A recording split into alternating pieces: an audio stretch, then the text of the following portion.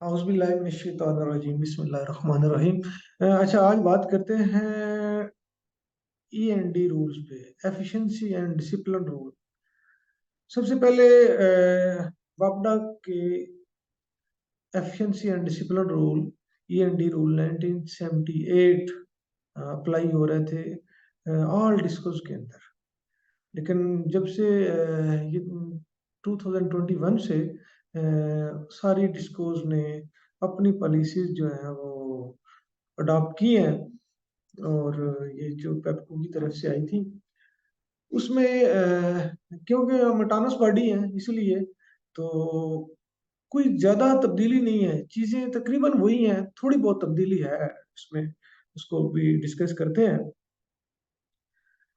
तो ये जो डिसिप्लिन पॉलिसी है इसका नाम है गेप्को action rules, discipline action rules आप कह लें 2021। तो इनको डिस्कस करते हैं। इनमें ना ये जो डिसिप्लिन पॉलिसी है या ये इससे रिलेटेड जो भी रूल्स होते हैं थोड़े कॉम्प्लिकेटेड होते हैं, लोगों को आइडिया नहीं होता कि इसका क्या प्रोसीजर है। कोई शोकॉज इनिशिएट हो गया है, कुछ भी कोई इंक्वायरी बन गई है तो उससे आगे फर्दर क्या होना है, और ये सारी बातें जो हैं उससे लोग काफ़ी हद तक अनअवेयर होते हैं। तो अभी हम डिस्कस करते हैं कि ये क्या चीज़ है इसमें। जी, गेप्को डिसिप्लिनरी एक्शन रूल्स इसका नाम है। ये हर एक कंपनी ने अपनी अलग-अलग इशू की है पॉलिसी 2021 के नाम से। तो ये किन लोगों पे अप्लाई होती है? Disciplinary action rules shall be applied to all गेप्को एम्प्लॉइज।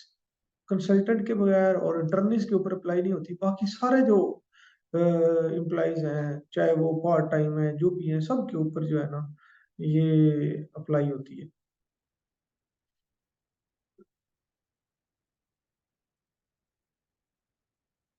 अच्छा, अथॉरिटी। अथॉरिटी से क्या मुराद है? Authority mean appointing authority.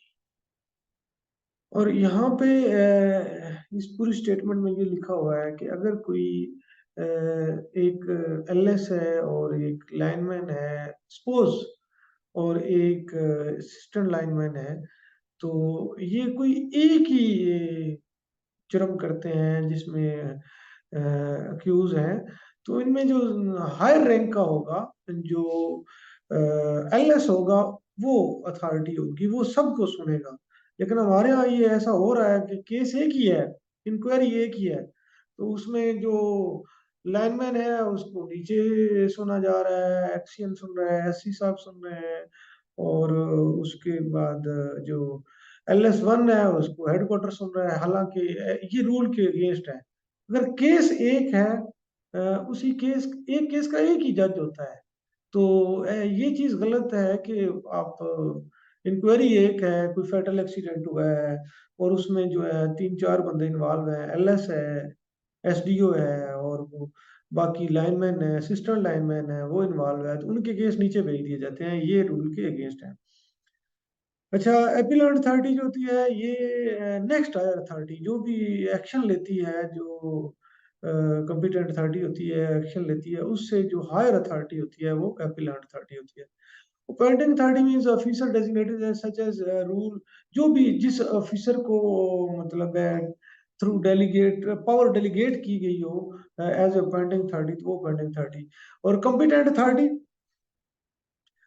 mean the authority or the appointing authority or an officer of to whom the appointing authority is subordinate। इसका क्या मतलब है?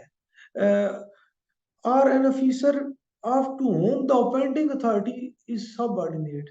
तो इसमें competent authority जो है वो appointing authority भी competent authority होती है, लेकिन जो competent authority कि जो अबव उससे अबव अथॉरिटी है, फॉर एग्जांपल 17 स्केल के लिए जो अपॉइंटिंग अथॉरिटी है वो चीफ इंजीनियर है, तो जो उनके ऊपर जीएम है उसके ऊपर, तो वो भी कॉम्पिटेंट अथॉरिटी होगी, वो भी उनके खिलाफ एक्शन ले सकती है।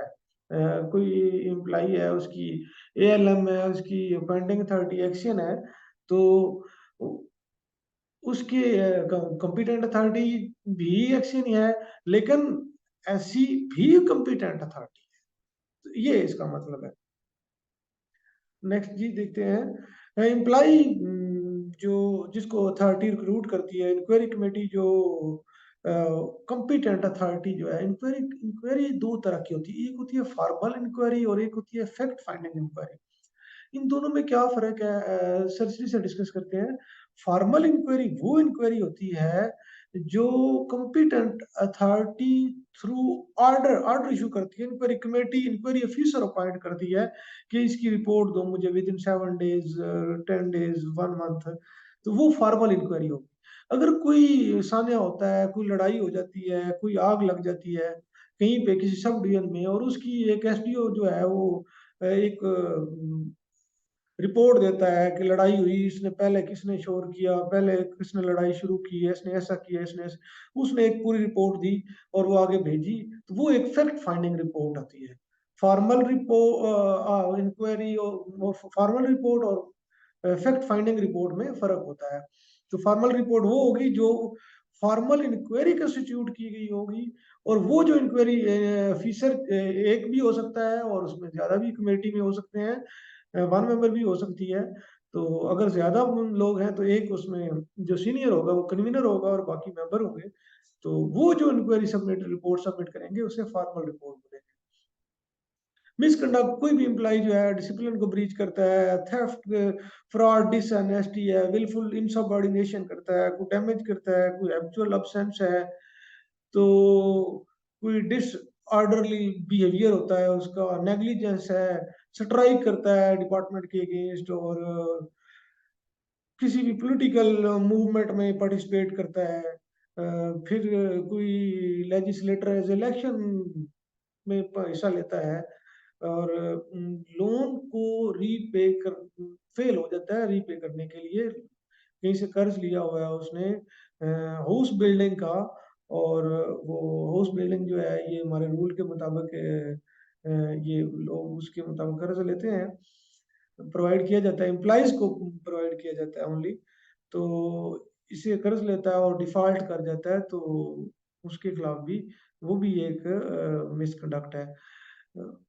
Conduct prejudicial to good order, service discipline और कंट्रेरी टू कंडक्ट रूल्स के अगेंस्ट जो होता है। ये पहले अच्छा उसके अलावा ग्राउंड फॉर पेनल्टीज़ की बात करते हैं हम। एम्प्लॉइज़ जहाँ पे कॉम्पिटेंट अथॉरिटी जो है वो उसकी ओपिनियन बिल्ड हो जाती है कि ये एम्प्लॉयी जो है इनएफिशिएंट है। अभी रिसेंटली लेस्को ने कुछ एम्प्लॉइज़ को वर्स्ट एम्प्लॉयी और उनके खिलाफ एक्शन इनिशिएट किया और वर्स्ट करार दिया है। तो हेडक्वार्टर लीव किया है कि इनके खिलाफ फर्दर एक्शन लें। तो यही वही चीज़ है कि कोई भी एम्प्लॉयी जो है वो ceases to be efficient, efficient नहीं रहता, इनएफिशिएंट हो जाता है या मिसकंडक्ट का गिल्टी होता है या उसका लूज़ कंट्रोल होता है सबऑर्डिनेट के ऊपर, करप्ट होता है यार या कंसीडर किया जाता है कि ये करप्ट है या उसके जो डिपेंडेंट्स हैं या वो खुद उसमें से जो उनके पेक्यूनियरी रिसोर्सेज हैं, एसेट्स हैं, बियॉन्ड द मीन्स हैं या उसका जो लिविंग स्टाइल है, स्टाइल ऑफ लिविंग, वो टेंसिबल मीन्स उसकी कम है, जो बज़ाहिर उसके ज़राए हैं उससे उसके कम है और लिविंग स्टाइल उसका मीन्स से बियॉन्ड है। या उसकी जो है ना परसिस्टेंट रेपुटेशन बीइंग करप्ट, उसको यही कंसीडर किया जाता है कि ये बंदा करप्ट है। तो ये और वो कुछ मशकूक सरगर्मियों में सबवर्सिव एक्टिविटीज़ में इन्वॉल्व होता है। तो ये उसके लिए ग्राउंड फॉर पेनल्टीज़ हैं।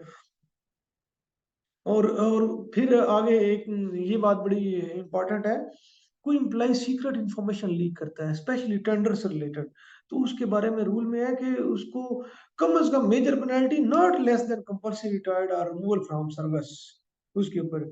और फिर अगर कोई एम्प्लॉयी जो है वो इलेक्ट्रिसिटी एक्ट के मुताबिक कोई थेफ्ट में इलेक्ट्रिसिटी थेफ्ट में इन्वॉल्व होता है, तो उसके ऊपर not less than dismissal from service penalty. Major penalty जो है डिसमिसल फ्रॉम सर्विस से, ये आगे देखेंगे रिमूवल और डिसमिसल में क्या फ़र्क होता है, तो उससे कम पेनल्टी नहीं इम्पोज़ की जा सकती। तो ये एक बड़ा एक कन्फ्यूजन आ जाती है कि ये जो पेनल्टीज़ माइनर और मेजर पेनल्टीज़ हैं, इनको थोड़ा-सा डिस्कस करते हैं। ये पहले ईएनडी रूल में और थी, अब ये चेंज हो गई हैं। माइनर सबसे जो कम पेनल्टी है सेंश्योर है, और सेंश्योर जो है वो ये ऑफिसर के लिए तो सही पेनल्टी बनती है, क्योंकि 3 मार्क्स जो है कट जाते हैं इसमें सेंश्योर की वजह से ना। जो प्रमोशन होती है तो उसमें जो आईसीपी चार्ट है, जो उसमें उसका थ्रेशोल्ड बनता है, उसमें सेंश्योर के एक 3 नंबर है। अच्छा याद रखिएगा, माइनर पेनल्टी सब हर एक पेनल्टी के 3 मार्क्स कटते हैं, और मेजर के 5 मार्क्स कटते हैं। तो सेंश्योर का पहले 1.5 मार्क्स थे, अब ये 3 मार्क्स हो गए। अच्छा, उसके बाद नेक्स्ट जो है वो विथहोल्डिंग ऑफ प्रमोशन। अच्छा, ये अब स्पेसिफाई कर दिया गया है इस पॉलिसी में कि नॉट मोर देन 3 इयर्स। कोई भी पेनल्टी जो है वो 3 इयर्स से ज़्यादा नहीं दे सकते किसी भी एम्प्लॉयी को। प्रमोशन स्टाफ का मतलब है जब एम्प्लॉयी एलिजिबल हो जाता है, उसका एग्ज़ाम पास होता है, उसकी ट्रेनिंग हुई होती है और प्रमोशन होने लगती है, तो वहाँ से ये स्टार्ट होती है। अगर फॉर एग्ज़ाम्पल किसी एम्प्लॉयी को 1 साल के लिए प्रमोशन रोक दी जाए, तो उसका मतलब है वो जब वो एलिजिबल होगा, ये नहीं है कि अभी उसने एग्ज़ाम ही नहीं पास किया तो उसको पेनल्टी हुई है, तो आप कहें अब तो वो 4 साल पहले पेनल्टी हुई थी, तो अब मैंने एग्ज़ाम पास कर लिया तो खत्म हो जाएगी। नहीं, नहीं, ये तब लॉ अप्लाई होगी जब बंदा एलिजिबल हो जाएगा टोटली, तो उसके बाद ये साल जो है उसकी प्रमोशन नहीं हो सकेगी। इंक्रीमेंट स्टाफ का मतलब है कि जो दिसंबर में 1 दिसंबर को इंक्रीमेंट लगता है, वो उसकी सैलरी में नहीं लगेगा। अच्छा, reduction to lower stage in time scale, ये पहले मेजर पेनल्टी होती थी, अब ये माइनर हो गई है। ये बहुत बड़ा, ये इसमें बड़ा ज़रूरी है कि विथहोल्डिंग ऑफ इंक्रीमेंट और रिडक्शन टू लोअर स्टेज में फ़र्क का पता होना चाहिए हर हर बंदे को। तो इसमें ये है कि जिस एम्प्लॉयी की इंक्रीमेंट विथहोल्ड किया जाता है, फॉर एग्ज़ाम्पल जून में उसका इंक्रीमेंट बंद कर दिया जाता है, तो उसको कुछ भी उसकी सैलरी में फ़र्क नहीं पड़ेगा। जो नेक्स्ट दिसंबर 1 दिसंबर आएगा, जो उसका इंक्रीमेंट लगना है, तो वो उसका नहीं लगेगा। और रिडक्शन टू लोअर स्टेज में ये है कि उसकी एक इंक्रीमेंट के इक्वल जो अमाउंट है, जब ये पेनल्टी होती है, तो उसी दिन से ये उसकी जो है वो रिड्यूस हो जाएगी, सैलरी कम हो जाएगी। तो ये भी सारी पेनल्टीज़ जो हैं नॉट मोर देन 3 इयर्स। उसके बाद है मेजर पेनल्टीज़ की बात करते हैं। Reduction to lower post. Lower post है, कोई एलएस-1 है तो एलएस-2 बन जाएगा, कोई एलएस-2 है तो लाइनमैन-1 पे आ जाएगा, और लाइनमैन-1 है तो लाइनमैन-2, लाइनमैन-2 है तो एएलएम, इस तरह।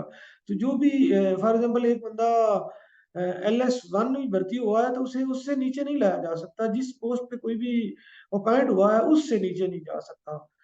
तो ये मेजर पेनल्टी है, और इसमें दोनों लॉस होते हैं। एक तो वो एलएस-1 है, एलएस-2 बन जाएगा, और दूसरा उसकी सैलरी भी कम हो जाएगी।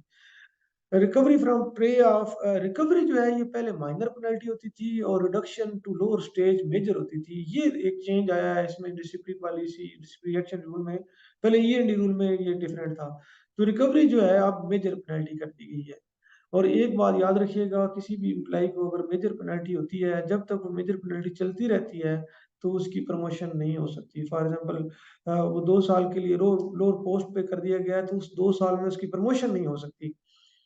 कंपल्सरी रिटायरमेंट है कि उसकी अभी वक़्त से पहले जो है उसे रिटायर्ड कर दिया गया। अभी उसकी सर्विस पूरी नहीं हुई थी, अभी 60 साल एज नहीं हुई थी, तो उसे इससे बेनिफिट सारे मिलते हैं। सिर्फ़ फ़र्क यही है कि इसे फर्दर सर्विस करने नहीं दी जाती। रिमूवल फ्रॉम सर्विस जो है, ये मेजर पेनल्टी है, ये खाली हाथ कर जाता है बंदा, और डिसमिसल फ्रॉम सर्विस भी, ये भी खाली हाथ कर जाता है। तो फ़र्क दोनों में ये है कि रिमूवल फ्रॉम सर्विस जो है कि कोई और गवर्नमेंट का जो डिपार्टमेंट है जॉइन कर सकता है, लेकिन डिसमिसल फ्रॉम सर्विस वाला जो बंदा है, ये कहीं पे भी दोबारा कोई डिपार्टमेंट जॉइन नहीं करता। तो चलो जी, थैंक यू सो मच। आप जो बाकी हमारा रह गया लेक्चर, इंशाल्लाह जी नेक्स्ट लेक्चर में हम कवर करेंगे। तो इससे रिलेटेड कोई क्वेश्चन हुआ तो ज़रूर पूछ कीजिएगा। अल्लाह हाफ़िज़। अस्सलाम वालेकुम।